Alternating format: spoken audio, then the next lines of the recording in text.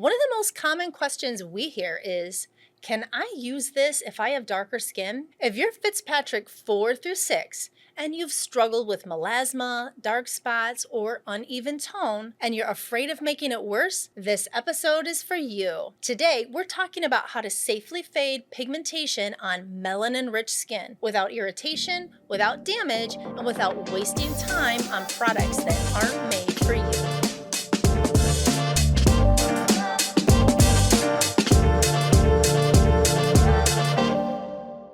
We're going to talk about pigmentation on darker skin types and what you can do or what they can do without making it worse. Right. Because, a lot of times it's more noticeable generally if you have a light Fitzpatrick. So the Fitzpatrick scale, right, goes from 1 to 6. Yeah. Fitzpatrick 1, 2, and 3. Those are your lightest colors. Like me, I'm probably like a Fitzpatrick 2, you're probably 2 or 3. Yeah. And then you've got like 4, 5, and 6. So Fitzpatrick 4, that's when you're hitting like the olive tones, like Middle Eastern, Hispanic, Asian skin colorings. And then it gets a little bit darker yet. Fitzpatrick 5, and then into Fitzpatrick 6, that's your darkest skin tone. So when you're 4, 5, and 6, we consider those the darker skin tones. You have much more melanin in your skin, and you're actually quite prone to hyperpigmentation. It's just not always as noticeable as someone with like really light skin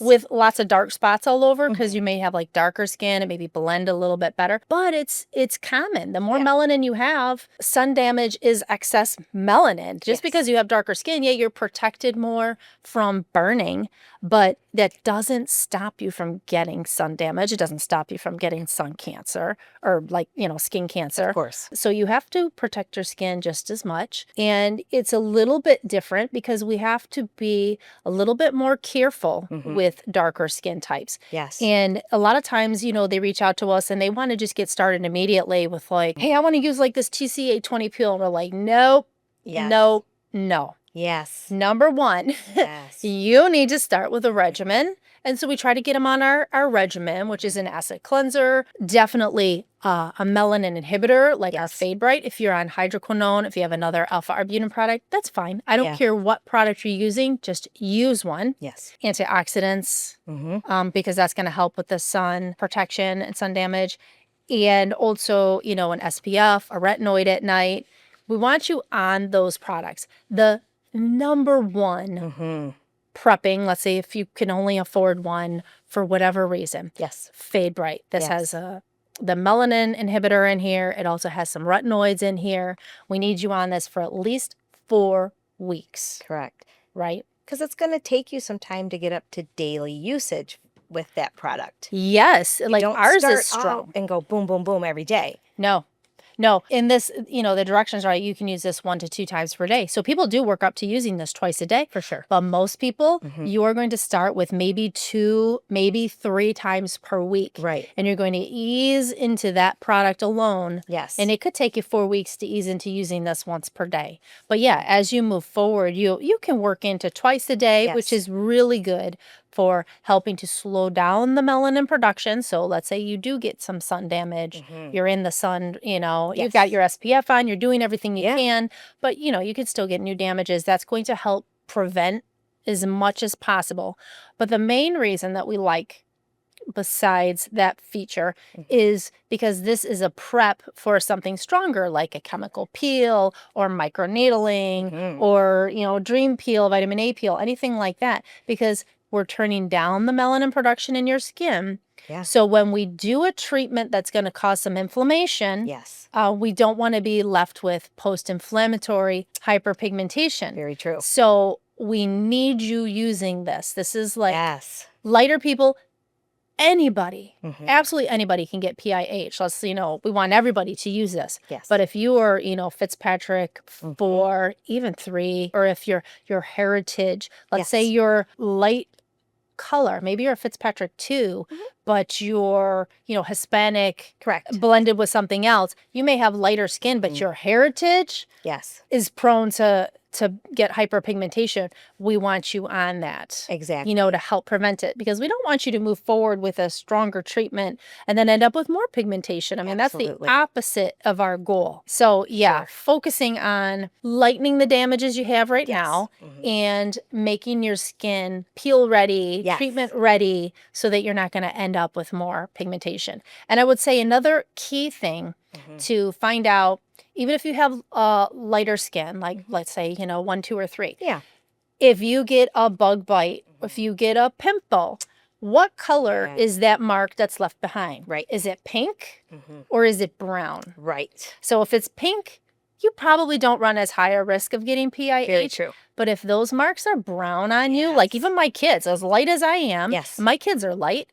But we have a Italian heritage. Oh, yeah. They get brown marks. Yes. Like my son gets brown marks, and he will be left with terrible hyperpigmentation, even though he has very light skin. Oh, yeah. So that's another key thing to look at is what color does your skin mark up as? I took a phone call this morning from a gentleman who Fitzpatrick 5. Okay. He did a TCA 20 peel. And yesterday on his face, and woke up this morning and his skin is darker brown today. Sure. Almost looked bruised is how he describes it. Yep. And I've heard that. Purple. Yeah, I've heard that description before. So I immediately asked him what his Fitzpatrick was, and he said 5. And then, my spider senses started tingling. And I said, did you pre-treat with a melanin inhibitor? Oh, no, I didn't have time for that. Okay, so then we don't know at this point. I mean, he used a peel that was too strong. So he should have started with TCA 13. Second mistake is he didn't pre-treat with that melanin inhibitor, because those melanin-rich skin types, if, like you said, when that peel goes on, their skin can go into shock and it will purge that melanin to try to protect the skin. So it's too soon for us to know. It's way too soon. We have to wait till that skin is done. And that's what I said. I said, you know what? It's too soon to tell if this is post-inflammatory pigmentation. Or just dead, drying skin. Because that's normal. So let's think positive. Let's get you on, we purchased some Fade Bright when he was on the phone. We purchased some emu oil, some, things that are going to help keep him hydrated before the next peel.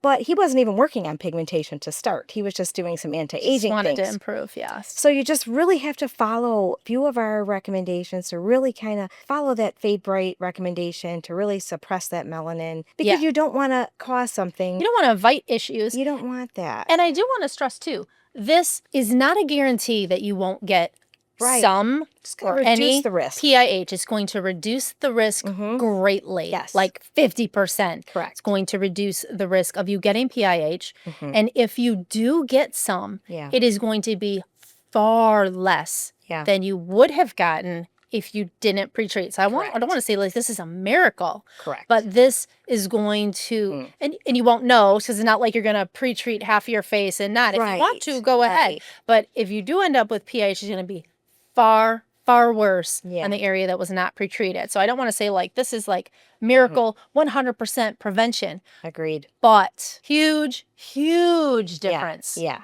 If you don't pre-treat. And then I just recommend it not to pick or pull at the skin. No. You don't want to try to, get that skin to shed quicker to see if it's dark underneath. Leave it on as long as you can. I said you don't want to come off when it's ready. When it's ready, it's going to come off. And, if by chance you do have some pigmentation issues there, we can work on treating that as well. That's why he did start with, bought the Fade Bright today and the emu oil, because he's going to prepare properly for the next peel. He's going to dilute his acid down, all of the things. Very, very important to always read your peel manual. Yes. I asked him if he read It's all in there. 2 and 3 of the peel manual, and he said he did not. Nope, he just went right to 14 in the directions. Yes.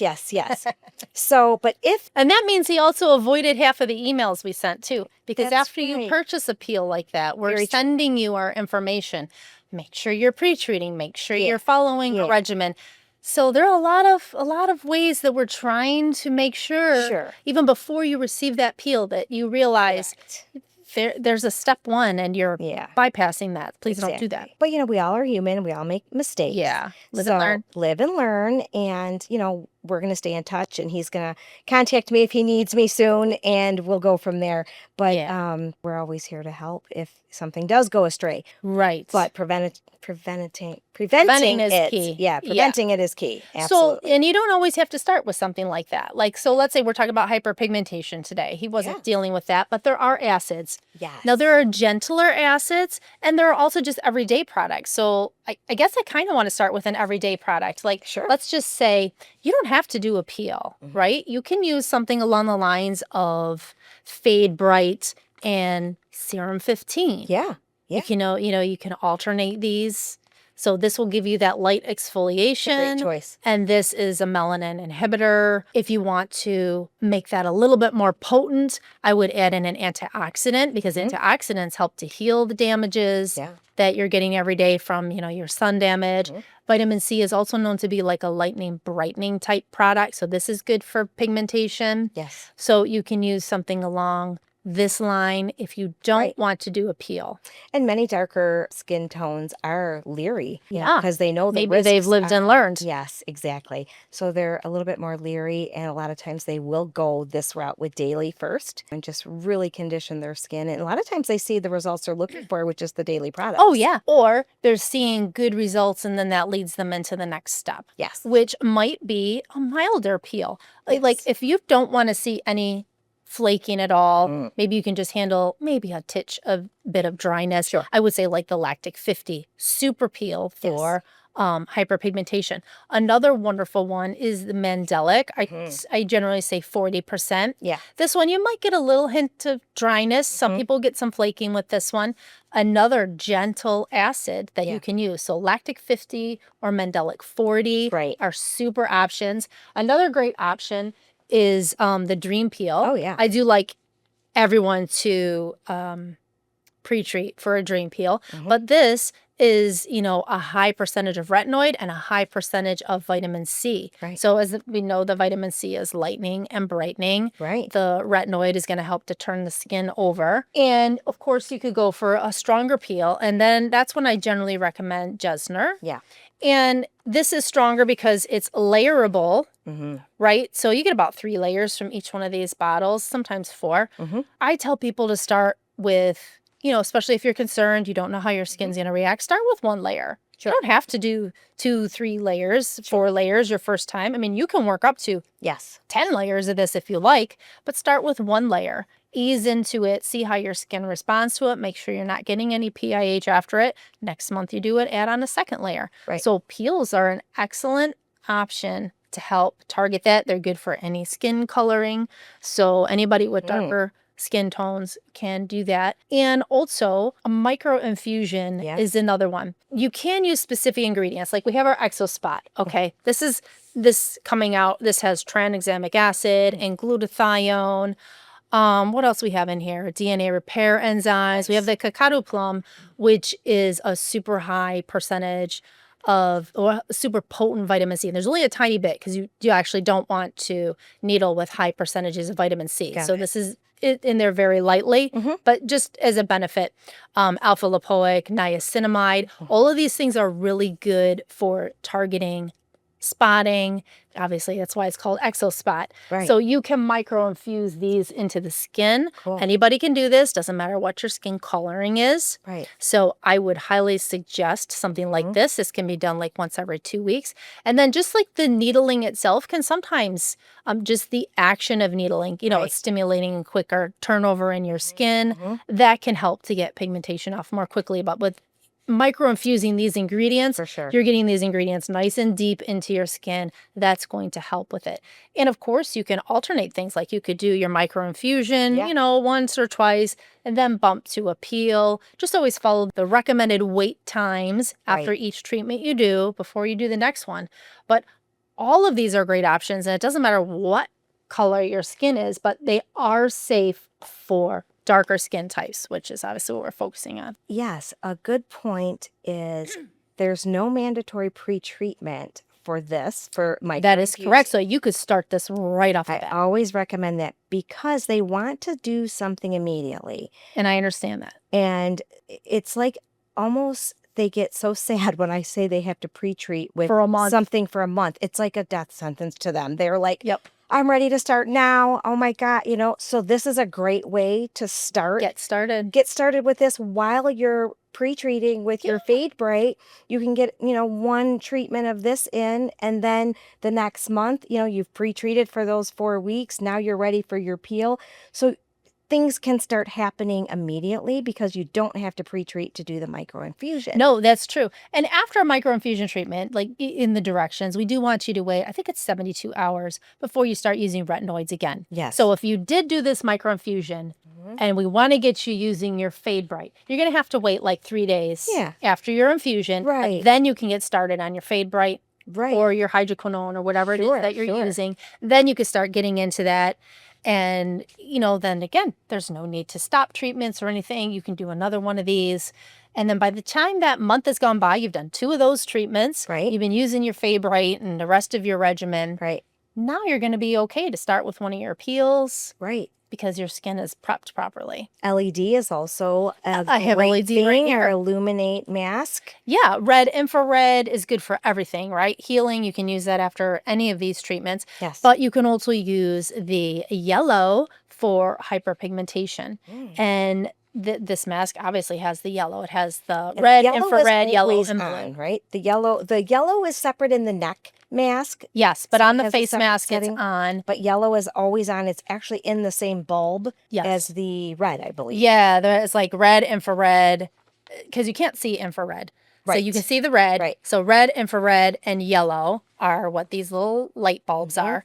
And so, you know, with dark skin, you don't want to go crazy with LED. Like there's a point where you don't necessarily want this or have to have this on the strongest setting. You could do this on a lighter setting if you're concerned. Because there's always somebody that's going to have a problem. This is too strong. This is too whatever. They don't recommend this for my skin type. That's okay. Right. You know, you can use this on a milder setting, on the lower setting, and know that it's a blend of the 3. So this is very good for pigmentation. It's very good for healing your skin. It's good for a lot of things. And any skin color. Yeah, that is a great. I just needed to touch on that because some people are concerned with the darker skin types using certain LED colors. And so there are different strengths of this mask. There are 3 strengths. So you could leave it on the low strength if you are concerned. Correct. Or you can move it to the medium or you can move it to the high. That's your choice. So you can, if you're concerned with the strength going on your skin, you can always use this on the lowest setting. Absolutely. I have seen some amazing photos of darker skinned individuals that have acne marks, you know, where it leaves like the dark mark. You get that dark mark. Might have been in either one of our email transformation videos or you know how we send the transformation every week, emails. every week there's I don't know if it was a before and after I saw there or maybe on our website, but I've seen some really, really nice before and afters, and they're typically using Jesner Fade Bright or Mandelic and Fade Bright, but I feel like Jesner is I love Jesner. Jesner is really popular for if you're really, you know, wanting to do that monthly peel. It's a great place to start. And we have a lot of customers that have more rich skin tones. Yeah, for there sure. are a lot of them. Because that's something that every single day we're dealing with in the Facebook group. Absolutely. And it's, you know, that's why we're just so on top of this. Yes. You know, like you have to pre-treat a little bit longer. For sure.